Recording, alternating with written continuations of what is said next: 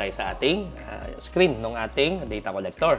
So dito sa ating data collector, pasok lang tayo dito sa under sa project na tab, sa may points. Okay? So ito yung mga points na na-shot natin, no? So export natin siya.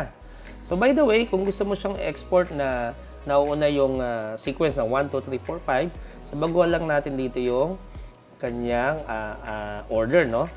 Okay, so lagay natin time order para yung pagkakasunod-sunod is based dun sa time ng pagsukat natin. Okay? So in a way, ano siya, no?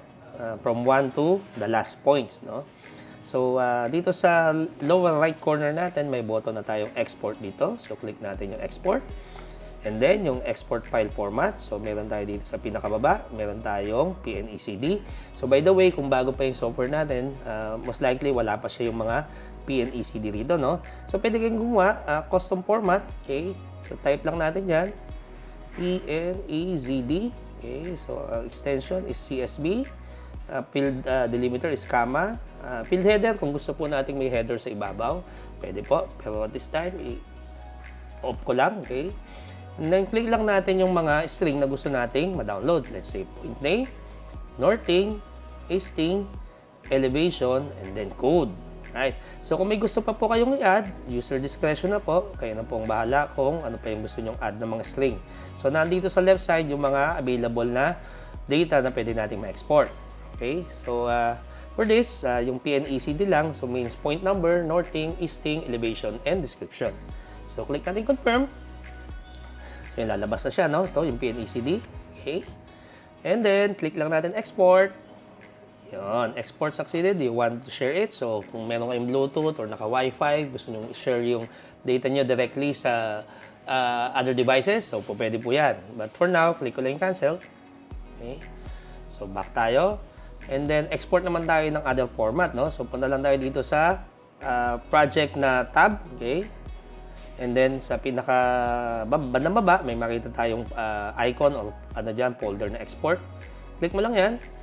Okay, so dito, may mga export file format din tayo dito, no? So, click lang natin yan. So, lalabas yung mga other format natin, no? So, let's say, gusto ko ng CAD file. Okay, so drawing file. Okay. And then, may mga option ka rito kung ano yung mga gusto mong i-export, no? So, let's say, kung lot survey lang, sometimes name lang, no?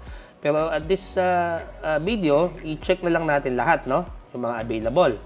And then, pwede ka rin magpalit ng mga color. Kung gusto mong palitan yung mga kulay natin, ba, yung point natin, gusto ko yellow. Okay? Let's say yung coordinate blue, yung height, let's say yung purple. So, nasa inyo yan, no?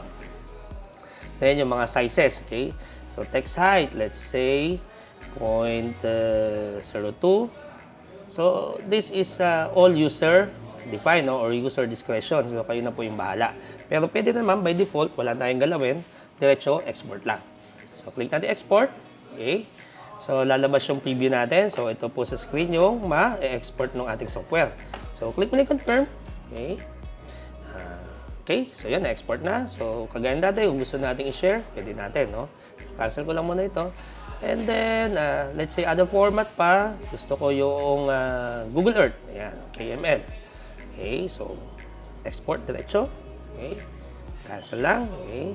So, hindi ko naman siya i-share. So, meron na po tayo na export na CSV, CAD file, at saka Google Earth. Okay. So, after natin ma-export, okay. So, kailangan lang po natin is i-plug lang po natin yung ating data collector sa ating computer using yung provided na Type-C cable or yung USB or Type-C res end. Kung may Type-C po yung inyong computer, you can use the Type-C to Type-C. Kung wala naman yung provided din na Type-C to USB. So, plug lang natin siya sa ating computer. Okay. So, makikita natin dyan. So, plug and play naman siya, no? So, add device, not lang. Then, browse tayo. Okay. So, this PC. So, yung pangalan ng controller natin is yung H3. So, double click lang natin. So, makita natin para ano lang tayo, saksak ng ordinary na flash drive, no? So, double click. Then, punta tayo doon sa field master na folder. This one.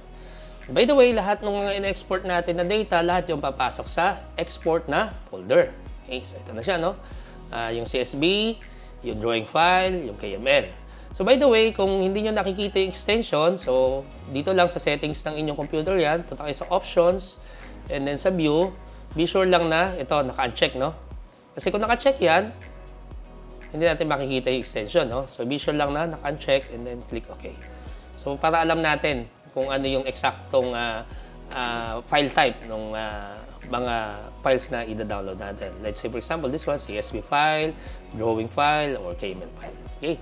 So, select lang natin, right-click, copy, and then i-paste nyo lang doon sa inyong folder. So, halimbawa, dito, Carmen, RTK, paste ko lang dyan.